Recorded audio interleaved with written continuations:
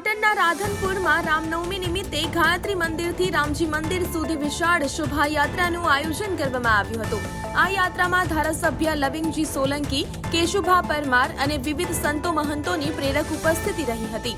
આકર્ષક ઝાંખીઓ અને કુસ્તીબાજોના દંગલે આકર્ષણ જમાવ્યું હતું, જ્યારે માર્ગમાં વિવિધ સંગઠનો દ્વારા છાશ, શરબત અને આઈસ્ક્રીમ જેવી સેવા કેમ્પો કાર્યરત રહ્યા હતા। આ કાર્યક્રમની વિશેષતા એ રહી કે શહેર કોંગ્રેસ અને મુસ્લિમ સમાજ દ્વારા શોભાયાત્રાનું ઉષ્માભેર સ્વાગત કરી સામાજિક સૌહાર્દનું ઉત્તમ ઉદાહરણ પૂરું પાડવામાં આવ્યું હતું।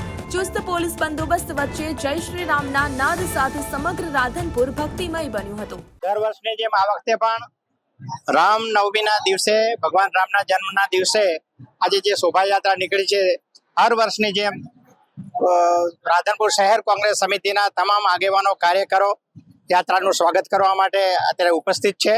આવેલ સંતોનું સ્વાગત કરશું, ભગવાન શ્રી રામની મૂર્તિનું સ્વાગત કરશું અને ભાઈચારો જળવાઈ રહે, આ દેશમાં શાંતિ અને સુખચારો રહે, આ હેતુથી અને રાધનપુર શહેરમાં પણ અમન ચેન જળવાઈ રહે અને ભગવાન રામના આશીર્વાદ તમામ સમાજો ઉપર રહે, આ અપેક્ષાઓ સાથે આજે અમે લોકો અત્રે પધાર્યા છીએ। ટૂંક જ સમયમાં યાત્રા આવી રહી છે, એનું અમે સ્વાગત કરશું અને હર વર્ષની જેમ આ પરંપરા આગળ પણ ચાલુ રહેશે। દિવસે હિન્દુ મુસ્લિમ એકતા અને આપણા ભગવાનનો રામનવમીના ભવ્ય સ્વાગત કરવા માટે હિન્દુ અને મુસ્લિમ એક થઈને આજે સ્વાગત કરી રહ્યા છે। સાધુ સંતોનું તેમજ આગેવાનોનું આજે કોંગ્રેસ મોવાડી મંડળ તરફથી અમે આનું સ્વાગત કરવા માંગીએ। બોલો સદારામ બાપાની ખૂબ આજે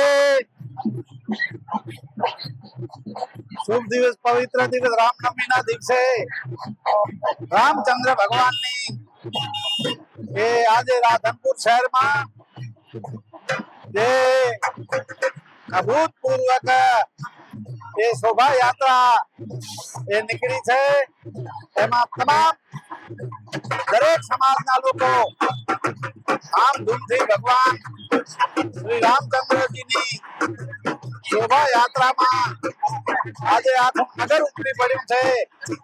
એ આપ બધા આપના માધ્યમથી હું જણાવવા માંગુ છું કે રાધનપુરની એ આજે આ હિન્દુ સભાએ જે આયોજન કર્યું છે અને આખા રાધનપુર એ ભગવા રંગમાં રંગાઈ ગયું છે। એ ભગવાન રામચંદ્રની આ શોભાયાત્રામાં એ જોડાયા છે, એ તમામ નગરજનોનું હું ફૂલની કળીઓથી સ્વાગત કરું છું અને કાયમના માટે દરેક સંપીને રહે એવી શુભકામના। બોલો રામચંદ્ર ભગવાન।